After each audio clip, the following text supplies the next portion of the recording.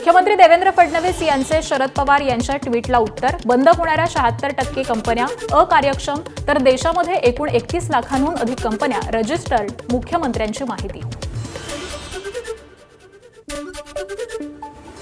चाकण एमआयडीसीतील समस्या प्राधान्यानं सोडवणार. उपमुख्यमंत्री सुनेत्रा पवारांची पोस्ट. तातडीनं मार्ग काढण्यासाठी उद्योजक, एमआयडीसी अधिकारी आणि स्थानिक प्रशासनासोबत बैठक घेणार. सुनेत्रा पवारांची माहिती. ज्यांना मत दिलं त्यांना विचारा. पुण्यातील खड्ड्यांच्या प्रश्नावरती राज ठाकरेंचं वक्तव्य. खड्ड्यांमुळे पुण्याच्या चाकण एमआयडीसीत कंपन्या स्थलांतरित होण्याच्या मार्गावरती आहेत.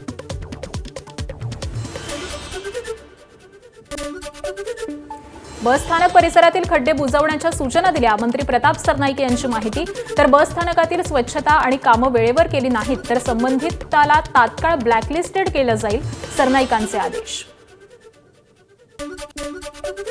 नाशिकच्या मालेगावमधील 1 लाखांपेक्षा जास्त पॉपलिन यंत्रमाग कारखाने 17 ऑगस्टपर्यंत बंद.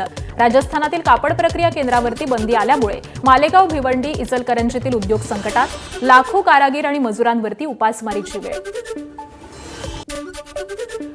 अशा पद्धतीने टीका करून काही मिळणार नाही. राऊतांनी मोदी आणि शहांवरती केलेल्या टीकेवर मंत्री चंद्रशेखर बावनकुळेंची प्रतिक्रिया. तर गृहमंत्री शहा देशाला सुरक्षित करण्यासाठी भूमिका घेतात. बावनकुळेंनी मत व्यक्त केलंय. गृहमंत्री अमित शहाजी यांनी या देशाला सुरक्षित करण्याकरता प्रचंड या ठिकाणी भूमिका केलेली आहे आणि संजय राऊत यांच्या बोलण्याने काही फरक पडत नाही.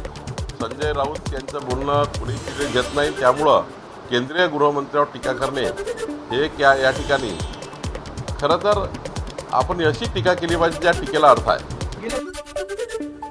शेतकरी नेते रविकांत तुपकर यांचा सरकार आणि पीक विमा कंपन्यांवरती साटेलोट्याचा गंभीर आरोप. जुनी 1 रुपयातील 4 टिगर योजना बंद सुरू करावी. कंपन्यांचे टेस्ट ऑडिट करावं, अन्यथा आंदोलन करू. तुपकरांचा इशारा. शेतकऱ्यांच्या खिशावर दरोडा टाकण्याचं काम या कंपन्यांनी केलेलं आहे. त्यामुळे सरकारला आमची विनंती आहे की तातडीनं जुनी पीक विमा योजना लागू करा.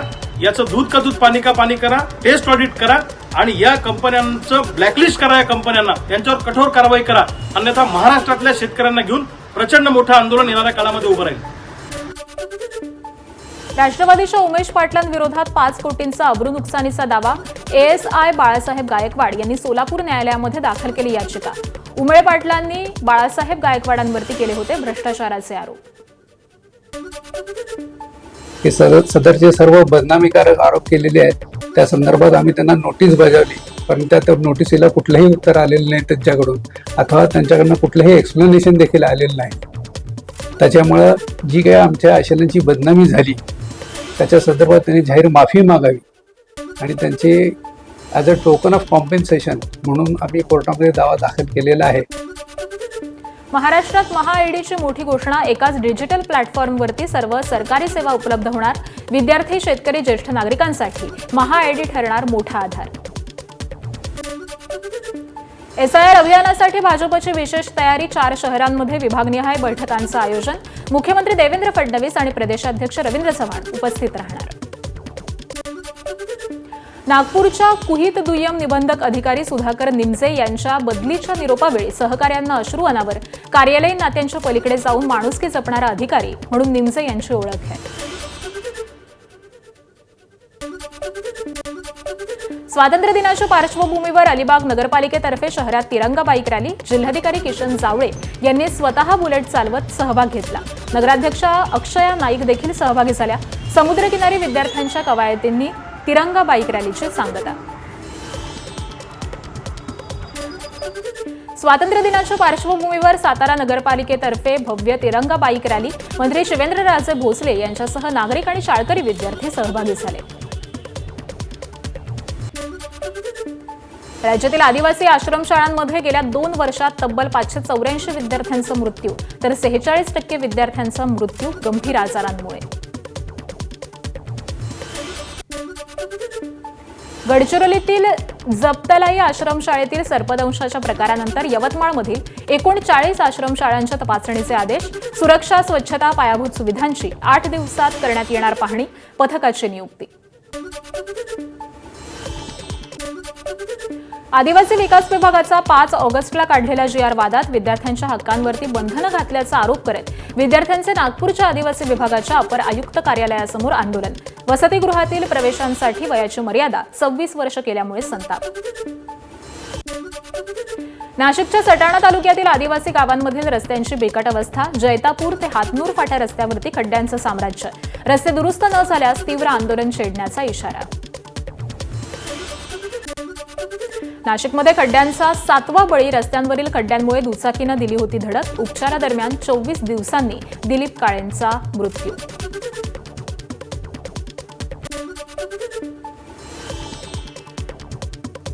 वाशिममध्ये कोयाळी भिसडे गावातील रस्त्याची दुरावस्था. ग्रामपंचायतीसह रिसोड पंचायत समितीचं रस्त्याकडे दुर्लक्ष. विद्यार्थ्यांवरती चिखल तुडवत शाळेत जाण्याची वेळ. प्रशासनानं लक्ष देण्याची मागणी. ठाणे जिल्ह्यातील भटक्या कुत्र्यांसाठी निवारा केंद्र उभारा. शहरी वस्तीपासून दूर 4 ते 5 एकर जागेवरती निवारा केंद्र उभारण्याची भाजपा आमदार निरंजन डावखर यांची मागणी. भटक्या कुत्र्यांच्या दहशतीनं ठाणेकरांच्या सुरक्षिततेचा प्रश्न ऐरणीवर आलाय. परभणीच्या जिंतूर गर्भवती महिला बाळ मृत्यू प्रकरणी जिल्हा शल्य चिकित्सक डॉक्टर नागेश लखमावर निलंबनाच्या निषेधार्थ जिल्हा रुग्णालयातील डॉक्टर कर्मचाऱ्यांचं काम बंद आंदोलन.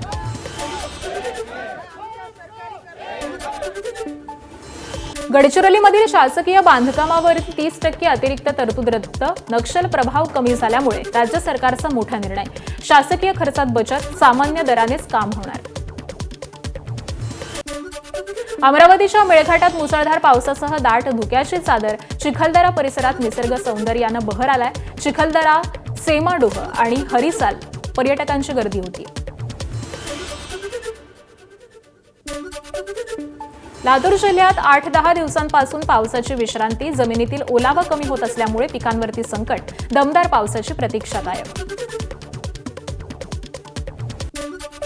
मराठवाड्यात दुष्काळाचं सावट. पावसासाठी तुळजापुरातून निघणार जोगवा यात्रा.